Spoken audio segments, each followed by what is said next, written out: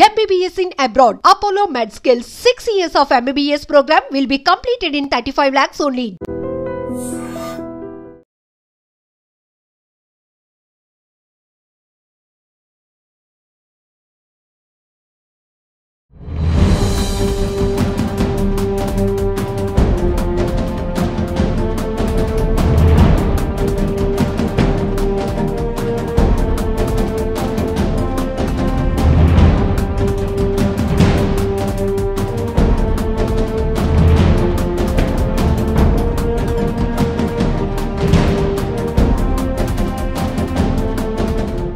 అనకాపల్లి జిల్లా పరవాడ మండలం లంకెలపాలెం జాతీయ రహదారిపై జరిగిన రోడ్డు ప్రమాదంలో ముగ్గురు అక్కడికక్కడే ప్రాణాలు విడిచారు.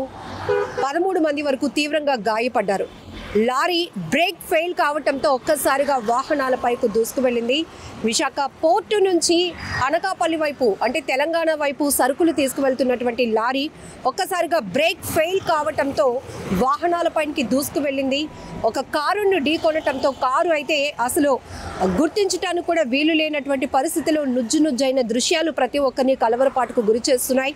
రోడ్డు ప్రమాదాలు జరుగుతున్నాయంటేనే ప్రతి ఒక్కరు భయభ్రాంతులకు గురి కావాల్సిన పరిస్థితి. ఎందుకంటే ఎక్కడ ఏ రోడ్డు ప్రమాదం జరుగుతున్నా అక్కడ 3 నుంచి 5 పైనే ప్రాణాలు పోగొట్టుకుంటున్న స్థాయిలో రోడ్డు ప్రమాదాలు జరుగుతున్న తీరు ప్రతి ఒక్కరిని తీవ్ర ఆందోళనకు గురి చేస్తోంది.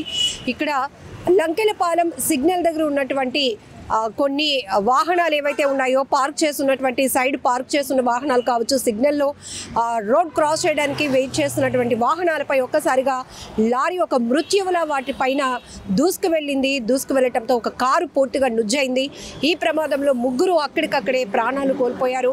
అయితే 2 వీలర్స్ పైన కూడా ఇది దూసుకువెళ్ళటంతో 10 వరకు ద్విచక్ర వాహనాలు పూర్తిగా ధ్వంసమయ్యాయి. వాటి కింద చిక్కుకున్న వారిని కూడా ఇమీడియట్గా రెస్క్యూ చేసినటువంటి స్థానికులు, హైవే ట్రాఫిక్ పోలీసులు కూడా స్థానికంగా ఉన్నటువంటి అగరంపూడి హాస్పిటల్కు అలాగే మెరుగైన ట్రీట్మెంట్ కోసం కేజీహెచ్ హాస్పిటల్కు క్షతగాత్రులను తరలించడం జరిగింది. ఇక్కడ కారు అయితే పూర్తిగా ఒక బాల్ లాగా చుట్టుకుపోయిన పరిస్థితి. అంటే ఏ స్థాయిలో అతి వేగంగా అంటే బ్రేక్ ఫెయిల్ వల్ల ఈ ప్రమాదం జరిగినట్టు తెలుస్తోంది. దానివల్ల పూర్తిగా అదుపు తప్పినటువంటి భారీ వాహనం ఆ ద్విచక్ర వాహనాలపైకి, కార్లపైకి, మనుషులపైకి దూసుకు వెళ్లటంతో ప్రమాదం భారీ ఎత్తున జరిగిందని చెప్పొచ్చు.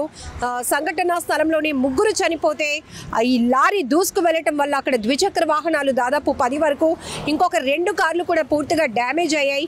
వీటిలో ఇరుక్కున్న వాళ్ళ పరిస్థితి అయితే చాలా భయంకరంగా ఉంది. అక్కడ సిచ్యువేషన్ అంతా కూడా ఒక్కసారిగా అందరూ ఉరుకులు పరుగులు పెట్టారు. అది కూడా సిగ్నల్ దగ్గర జరగటం వల్ల అసలు ఇంకా పెద్ద ప్రమాదం తప్పింది అని చెప్పొచ్చు. ఎందుకంటే అది అవుట్ ఆఫ్ కంట్రోల్లో ఉంది. పూర్తిగా బ్రేక్ ఫెయిల్ కావడంతో భారీ లోడ్తో వెళ్తున్నటువంటి ఈ లారీ అంటే కంటైనర్ టైప్లో ఉంటుంది. అది పూర్తిగా విశాఖ పోర్టు నుంచి సరుకుతో వెళ్తోంది తెలంగాణ వైపు. ఇది లంకెలపాలెం నుంచి ఇంకా అనకాపల్లి వైపు వెళ్తున్న క్రమంలోనే ఒక్కసారిగా ఈ లారీ అదుపు తప్పి వాహనాలపైకి దూసుకు వెళ్ళటంతో ఒక కారు అయితే పూర్తిగా అసలు నామరూపాలు లేకుండా నుజ్జైపోయినటువంటి పరిస్థితి. ఒక కార్ షేప్ కూడా మనకి కనిపించట్లేదు. ఒక బాల్ లాగా, ఒక బాల్ ఎలా అయితే చుట్టుకుపోతుందో ఆ స్థాయిలో అంటే ప్రమాదం ఎలా జరిగి ఉంటుందో మనం ఊహించవచ్చు. కారులో 4 ఉన్నారు అని తెలుస్తోంది. 3 మాత్రం స్పాట్లోనే ప్రాణాలు విడిచారు, కన్ను మూశారు. ఈ వాహనాల కింద అక్కడున్న భయంకరమైన సిచ్యువేషన్ని వివరించడానికి కూడా చాలా భయం వేస్తోంది, ఆందోళన కలిగిస్తోంది. ఆ ద్విచక్ర వాహనాలు ఇంకా 2 కార్ల మధ్య ఇరుక్కున్న వారు కూడా కాపాడండి అంటూ పెట్టుతున్నటువంటి కేకలతో ఇమీడియట్గా స్థానికులు కూడా రెస్క్యూ కొనసాగించారు. సహాయక చర్యలు కొనసాగించి వాళ్ళని అక్కడి నుంచి తప్పించి ఇమీడియట్గా స్థానికంగా ఉన్న అగడంపూడి హాస్పిటల్కి అలాగే కేజీహెచ్ హాస్పిటల్కి కూడా ట్రీట్మెంట్ నిమిత్తం తరలించారు. ఈ ఎవరైతే తీవ్రంగా గాయపడినటువంటి క్షతగాత్రలో మరికొంతమంది పరిస్థితి కూడా విషమంగా ఉన్నట్లు వైద్యులు చెప్తున్నారు. చాలా క్రిటికల్ కండిషన్ అని కూడా చెప్తున్నారు. అయితే ప్రస్తుతానికి మాత్రం వారికి మంచి ట్రీట్మెంట్ అందించాలని చెప్పి జిల్లా అధికారులకు కలెక్టర్ కూడా ఆదేశించడం జరిగింది. ఈ మధ్య జరుగుతున్న రోడ్డు ప్రమాదాలు చూస్తుంటే అతి వేగం ప్రమాదాలకు ప్రధానమైన కారణంగా మిగులుతోంది. ఇంకొక వైపు వాహనాలకి ఫిట్నెస్ లేకపోవడం, భారీ వాహనాలు ఈ మధ్య బ్రేక్ ఫెయిల్ కావటం వల్ల, అదుపు తప్పడం వల్ల జరుగుతున్నటువంటి ప్రమాదాల్లో చాలామంది అమాయకులు ప్రాణాలు పోగొట్టుకుంటున్నారు. మరి కాసేపట్లో తమ గమ్యస్థానాలకు వెళ్ళవలసిన వారు అర్ధాంతరంగా తనువు చాలిస్తుంటే రోడ్డు ప్రమాదాల్లో ఆ కుటుంబాలు తీవ్ర విషాదంగా కన్నీరు పెట్టుకుంటున్నటువంటి దృశ్యాలు ప్రతి ఒక్కరిని కలిచివేస్తున్నాయి. రోడ్డు పైన ప్రయాణించాలంటే భయపడే స్థాయికి ప్రమాదాలు సంఖ్య కూడా పెరుగుతోంది. ప్రమాదాల తీరు కూడా అంతే తీవ్రమైన భయాందోళన కలిగిస్తుందని చెప్పొచ్చు.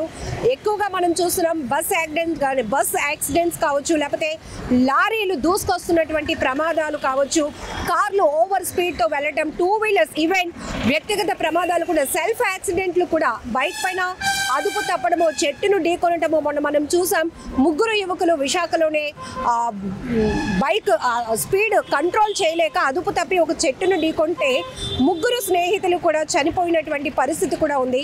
ఇలా అనేక రోడ్డు ప్రమాదాలు చూస్తుంటే కనుక రోడ్డుపైకి రావాలంటేనే భయమేస్తోంది. మరొక వైపు ప్రజల నుంచి కూడా ఈ ట్రాఫిక్ చలనాలు పైన ఫోకస్ చేస్తున్నటువంటి అధికారులు యాక్సిడెంట్ జోన్స్ ఏవైతే ఉన్నాయో వాటిని ఎక్కువగా గుర్తించాలి. ఇప్పటికే ఈ రోడ్డు ప్రమాదాలు జరుగుతున్న ప్రదేశాలు కూడా ఎక్కువ అవుతున్నాయి. మలుపుల దగ్గర కావచ్చు, లేకపోతే ఓవర్ స్పీడ్గా వెళ్తున్నటువంటి పరిస్థితిలో ఎక్కడైతే రోడ్డు ప్రమాదాలు జరిగి ప్రజలు ప్రాణాలు కోల్పోతున్నారో అక్కడ ఎక్కువగా ఫోకస్ చేయాల్సిన అవసరం కూడా ఉంది. వాహనాల ఫిట్నెస్ పైన కూడా పెద్ద ఎత్తున ఫోకస్ చేయాలి. అయితే చలనాల పైన పెడుతున్నటువంటి ఫోకస్ రోడ్డు ప్రమాదాల నివారణపై కూడా అదే స్థాయిలో పోలీసు అధికారులు చర్యలు చేపట్టాల్సిన అవసరం ఉందంటూ కూడా ప్రజలు చెప్తున్నారు. మరొక వైపు అతి వేగం అనేది ప్రమాదం.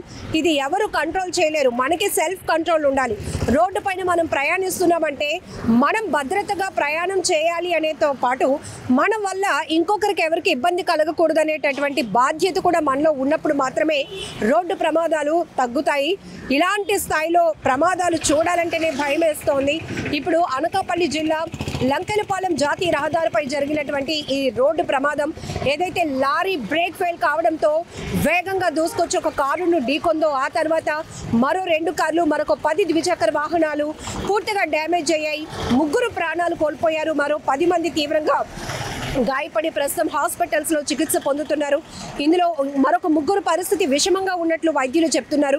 ఏది ఏమైనా ఈ రోడ్డు ప్రమాదాలు చాలా బాధాకరం. రోడ్డు ప్రమాదాల నివారణకు పటిష్టమైన చర్యలు తీసుకోవాల్సిన అవసరం కూడా చాలానే ఉంది. మరికొన్ని చోట్ల ఈ ఏవైతే ట్రాఫిక్ సంబంధించి చలానాలు, ఫైన్లు వేసే దానిపైన కాకుండా ప్రజల్ని ఇంకాస్త అవేర్నెస్ చేయాల్సిన అవసరం ఉందని కూడా అందరూ భావిస్తున్నారు. అలాగే సెల్ఫ్ కంట్రోల్ కూడా చాలా ఇంపార్టెంట్. రోడ్డుపై ప్రయాణం అంటే ఒక బాధ్యత, ఒక భద్రతగా మనం వెళ్ళి రావాలి అనేది కూడా ప్రతి ఒక్కరికి ఒక ఆలోచన ఉండాలి. ఎందుకంటే మనం చూస్తున్నాం ఇక్కడ అవుట్ ఆఫ్ కంట్రోల్లో హైవేలో జాతీయ రహదారులపై జరుగుతున్న ప్రమాదాలు, అతి వేగం, కొన్ని సీసీటీవీలో రికార్డ్ అవుతున్న దృశ్యాలు కూడా చూస్తుంటే ఎవరు ఎటువైపు వెళ్తున్నారో, ఎవరు ఏ రూట్లో రోడ్డు క్రాస్ చేస్తున్నారో కూడా అర్థం కాని పరిస్థితి. అక్కడ మనం జడ్జిమెంట్ కూడా ఇవ్వలేని పరిస్థితుల్లో కొన్ని దృశ్యాలు మనకు కనపడుతున్నాయి. ఎవరు వేగాన్ని తగ్గించట్లేదు. ఆ వేగం వల్లే ప్రాణాలు పోగొట్టుకుంటున్నటువంటి పరిస్థితులు ఉన్నాయి. ఏదేమైనా ఈ రోడ్డు ప్రమాదంలో 3 ఇప్పటికే మృతి చెందారు. మరికొంతమంది ట్రీట్మెంట్లో ఉన్నారు. కాబట్టి వారు త్వరగా కోలుకోవాలని మనం కూడా కోరుకుందాం. రోడ్డు ప్రమాదాల పూర్తి నివారణకు పోలీసులు, ప్రభుత్వాలతో పాటు ప్రజల బాధ్యత కూడా ఉంది. ఈ రోడ్డు ప్రమాదాలపై నివారణ చర్యల్లో భాగంగా ఎలాంటి యాక్షన్ తీసుకుంటే బాగుంటుంది అనేది కూడా మీ అభిప్రాయాన్ని కూడా తెలపండి. నిజంగా ప్రస్తుతం ఉన్నటువంటి సమాజం దేనికి ప్రయారిటీ ఇస్తుంది? ఆర్థిక సంబంధాల చుట్టూ మాత్రమే తిరుగుతుంది. మళ్ళీ ఎన్నికలంగానే చాలా విరక్తి కలుగుతాం. మంచి అనిపిస్తుంది కదా, లేడీస్ కూడా ఛాలెంజింగ్ జాబ్స్ చేసినప్పుడు చాలా బాగుంటది. ట్రాఫిక్ అసిస్టెంట్స్ గా నియమించిన ట్రాన్స్జెండర్స్ అందరితో సాల్యూట్ చేయించుకుంటున్నారు. ఫుడ్ డెలివరీ ఇవ్వటానికి వెళ్ళినటువంటి డెలివరీ బాయ్ అనిల్ పై కళ్ళ ముందు